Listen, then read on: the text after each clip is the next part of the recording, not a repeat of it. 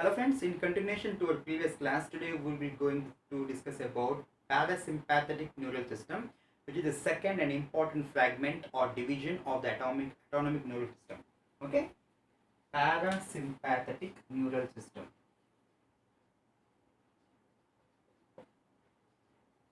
Parasympathetic neural system.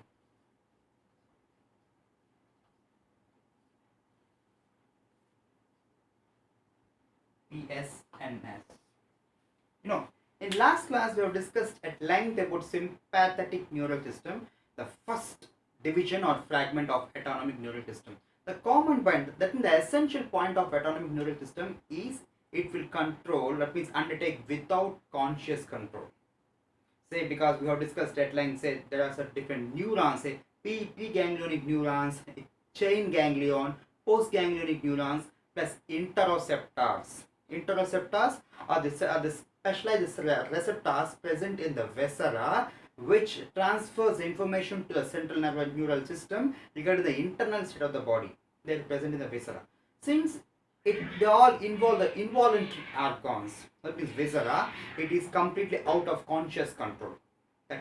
These are the major flux point for autonomic neural system. And the second major division of autonomic neural system is parasympathetic neural system. In yesterday's class, we have discussed about sympathetic neural system, which is nothing but the thoracolumbar. Thoracolumbar means in the spinal cord there are different regions like cervical, thoracic, lumbar, sacral, and coccygeal. Here, thoracolumbar means its preganglion originates from the that means thoracic and lumbar region. Subsequently, it is known as thoracolumbar outflow. Similar to that, in case of parasympathetic neural system, it is known as craniosacral outflow. That means craniosacral division, because it originates from the cranium, that means associated with the brain and sacral portion of spinal cord. That means the distinction between the two, that means the sympathetic, the major distinction between the sympathetic and parasympathetic nervous system is its origin. The sympathetic is thoracolumbar, whereas parasympathetic is craniosacral, and subsequently known as craniosacral outflow. Okay. Then regarding other issues, like the differences, like the fundamental differences, the preganglionic and postganglionic neurons.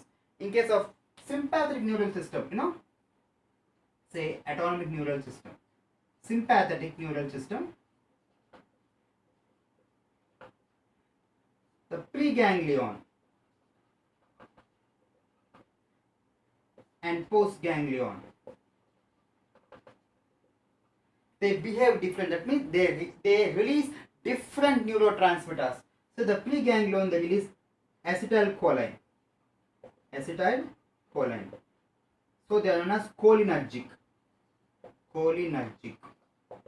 and their receptors are known as nicotinic receptors. Whereas postganglion is most important, they are known as adrenergic, because they release adrenaline or noradrenaline. They have alpha and beta adrenergic receptors. As parasympathetic neural system, in case of preganglion and postganglion as well, they both are cholinergic. Means both the preganglionic neuron and the postganglion, they release acetylcholine. That means here the kind of action of acetylcholine is excitatory neurotransmitter. These are the fundamental differences. But overall, the kind of mechanism of sympathetic neural system is excitatory, whereas the parasympathetic neural system is inhibitory. We will discuss how it is excitatory and how it is inhibitory. First, we will discuss the anatomy and mechanism of parasympathetic neural system. Okay. The same in case of parasympathetic, just like sympathetic. I will draw a rough sketch to understand its anatomy.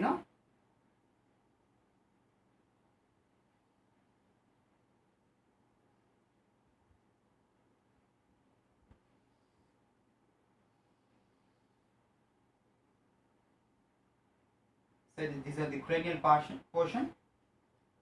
cranium portion, and these are the spinal cord portion. Spinal cord. This is cervical. This is thoracic. This is lumbar, and this is sacral. Means 1, 2, 3, 4, 5. This is coccygeal. This is parasympathetic. Parasympathetic neural system. Okay. The thing is, just like in sympathetic neural system, we have to discuss the important neurons and their origins and their ganglion. That means neurons and ganglion. These are the most important part.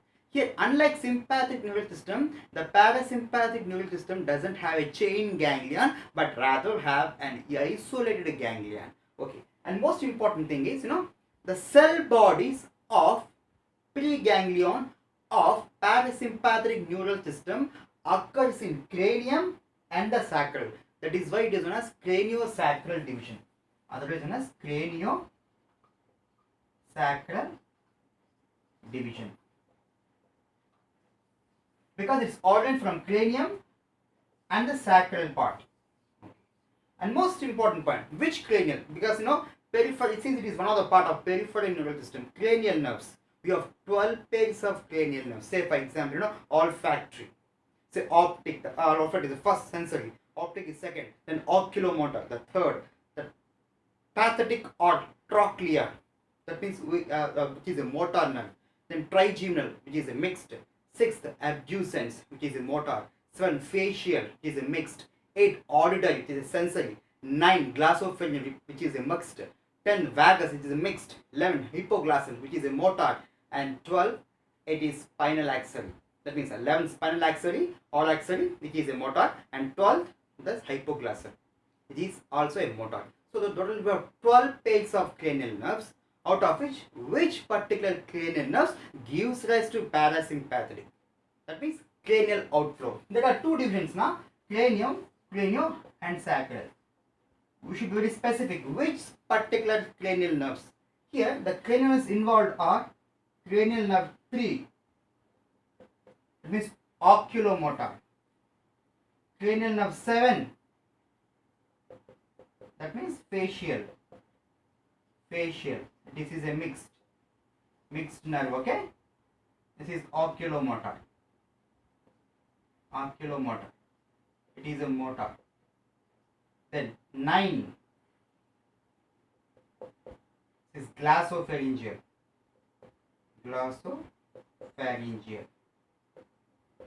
This is mixed. Okay? Then 10 is vagus. This also mixed. So 11th is spinal axillary and 12th is hypoglossal. The spinal axillary and hypoglossal both are motor.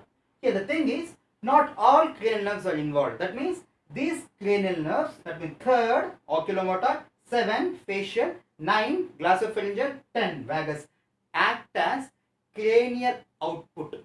That means cranial outflow or cranial subdivision of craniosacral or otherwise called parasympathetic division. That means the preganglion, the cell bodies, particularly the cell bodies of the preganglionic fibers are present in that means 3rd, 7, that means cranial, particularly it gives us 3rd, 7, 9 and 10. Simply called the parasympathetic preganglionic fibers are coming in the way of 3rd, 7, 9 and 10. That's all.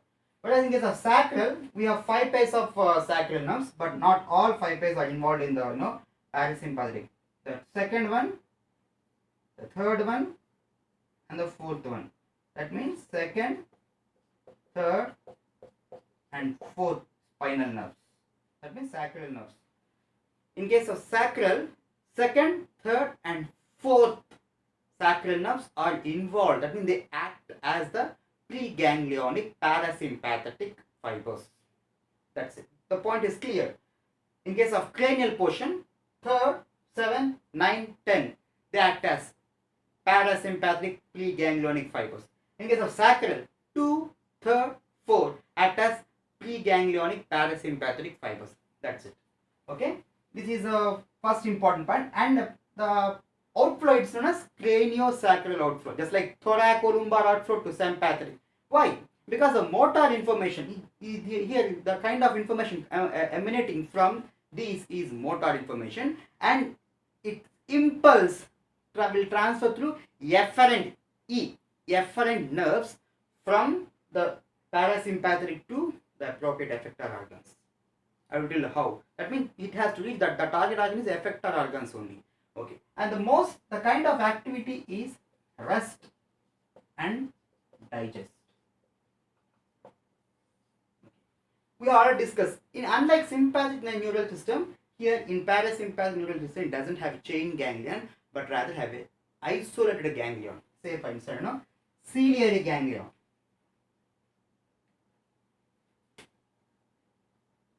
Ciliary,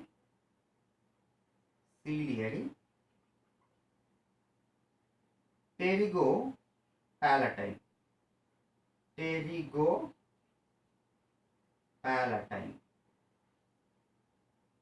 then submandibular,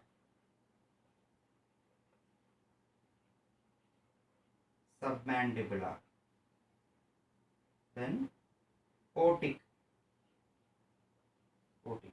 The thing is, the third, that means the oculomotor, will innervate the ciliary ganglion. Whereas the 7, that means the facial, have two divisions. The one division will go to pterygopalatine, the other will goes to submandibular. Whereas the 9th one, that means glossopharyngeal, will goes to otic ganglia. Say the ciliary is 3rd, whereas the pterygopalatine and submandibular are 7th, otic ganglion is 9th. That means glossopharyngeal. Okay. Then 10th, vagus. Here vagus is like terminal ganglia. Terminal ganglia present in the thorax and abdomen. This vagus, vagus. Just like there are different terminal ganglia, simply I mentioned as terminal ganglia. Terminal ganglia of thorax and abdomen. So the vagus. Vagus have different branches. For differentiation, I will use black color. Vagus have different branches.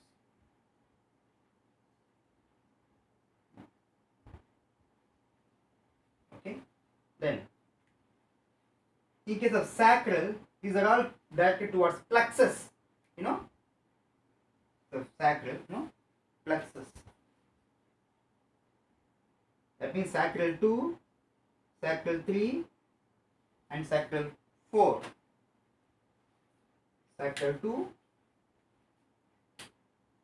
sacral 2, sacral 3, and sacral 4. Related towards pelvic plexus. What is the plexus? Plexus are nothing but network of neurons. That's it. Just like the same in sympathetic ganglion, though it doesn't have a chain ganglion, but rather the mechanism, the anatomical pathway is same. The preganglion should end, that means synapse with a postganglion at appropriate ganglion. That means, say for example here, the preganglion from 3rd, it ends with the synapse with ciliary ganglion, and from it the postganglion will come.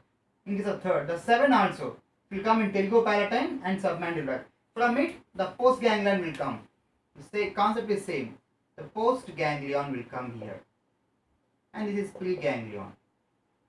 Concept is same, but thing is, it doesn't have chain ganglia, but rather isolated ganglia.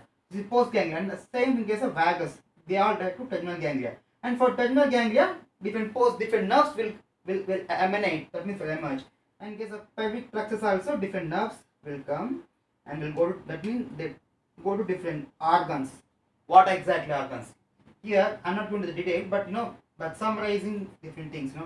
Say the 3rd one, the 7th one, and the 9th one. Up to this, they goes to smooth muscles. smooth muscles of eyeballs,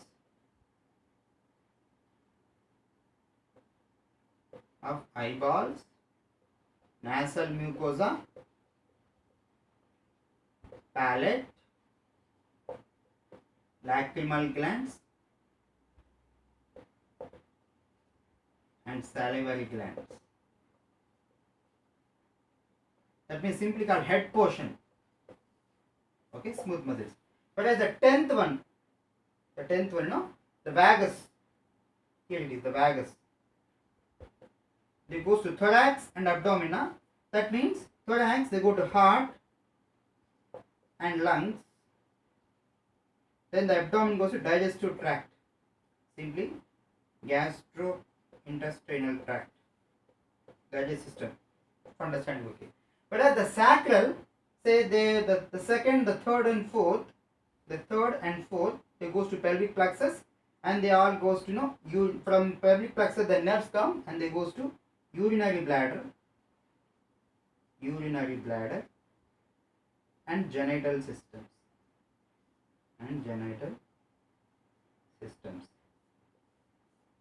So these are the basic anatomical features of parasympathetic or craniosacral.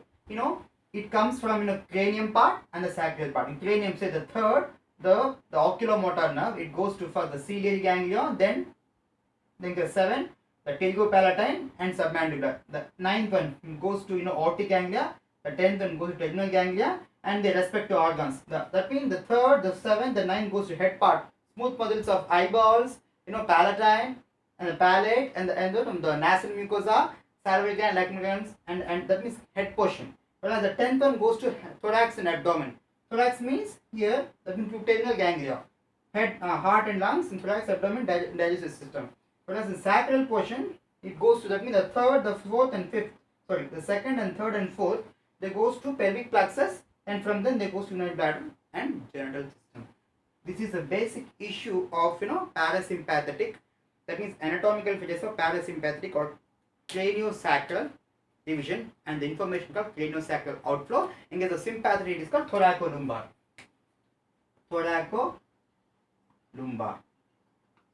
In case of sympathetic neural system. So the most important difference is, the most important concept, the more kind of mechanism is rest and digest. Why parasympathetic neural system is considered as a rest and digest? I told you already in the previous class. Sympathetic neural system activates during stress, during emotion, during emergency, through limbic system. For example, a wild beast jump in front of me, I try to escape from it. So at that moment, that essential organ that are essential to save our life will be activated, and the rest of the non-essential organs like digestive system will be inhibited. So it is like parasympathetic, it's like cool down. Say that means after the emergency, it will bring to the normal, that means it will restore the normal conditions. This is very important. The sympathetic neural system, it is the emergency, that means excitatory, whereas parasympathetic, it is inhibitory. That means it will cool down, relax. That means relaxing, bring down the restoration of normalcy. So what exactly happened here? The digestive system will bring about, that will bring it to its natural activity, and the rest of the emergency activity will be inhibited. Say for example, what exactly I mean to say? Say for comparison, we will be drawing like this. The eyeballs. The eyeballs in case of parasympathetic, they will be constricted. The first part, okay. Eyeballs, eyeball will be, in case of sympathetic nervous system, it will be dilated. In case of parasympathetic, constricted. Then the salivary secretions, salivary glands, they get stimulated.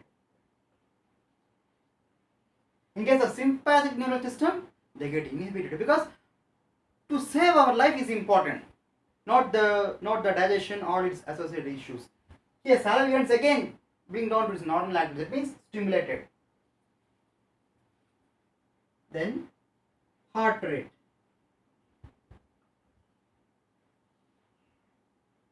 normal, that means reduces. heart rate, that means the rate of heart and the contraction, they get reduced normally. They get reduced. But in case of sympathetic, fast rate. Okay. Liver, it starts secreting bile. In case of sympathetic nervous system, it stimulates the release of glucose because the air passage, the bronchioles will dilute it, that is dilation, so that oxygen will be enter extra oxygenation, that means release extra oxygenation, then the ATP to glucose, that's a pathway. But in case of parasympathetic, no need of that. Air passage, that means they become relaxed, I mean not dilated but constricted, relax. I told you, rest and digest, the cool down like that. That means here liver will start secreting bile, but here in case of sympathetic, no more bile. Then emptying of urinary bladder. Emptying of urinary bladder is important.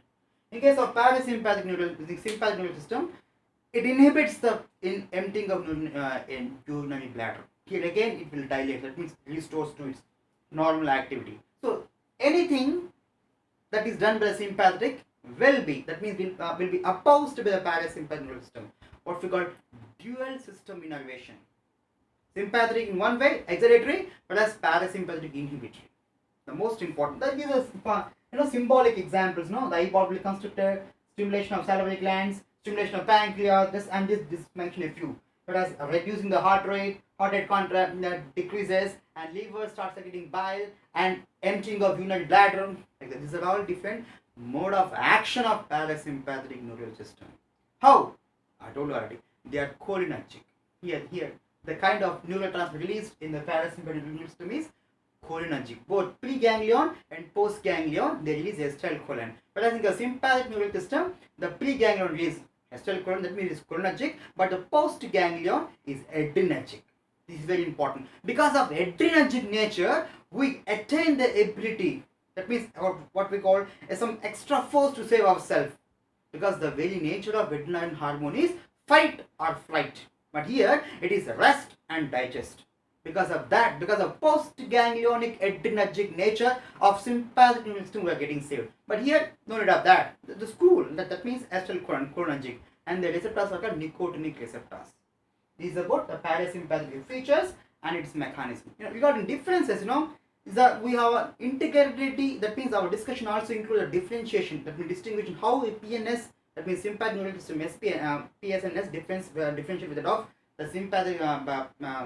That means how the parasympathetic nervous system differentiate with that of sympathetic neural system. Here, a most important thing is, I told you already, sympathetic neural system is thoracolumbar, whereas parasympathetic is craniosacral. And the kind of cranium are 3, that means oculomotor, 7, that means facial, 9, that means glossopharyngeal, 10, vagus. In case of sacral, it is 2, 3, and 4.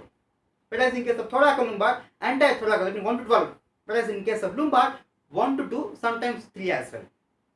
So it's about the origin. I told you already that regarding the neural differentiation, and the most important, the thorax, that means the sympathetic nervous system is excitatory in act role, whereas parasympathetic is inhibitory in action. These are the differences and distinguishing and overall concept of parasympathetic nervous system in particular and autonomic nervous system in general. This is most important and somewhat complicated topic of neural system. If you the central nervous system, the cranial nerves, spinal nerves, you can understand, but this is something you have to put some extra efforts, and it is in one of the hub in examination mode of view. Okay, so it is about parasympathetic nervous system. Next class we'll discuss some other topic. Okay, the main objective of my classes is to uplift the needs of need and poor students. Okay, may like, comment.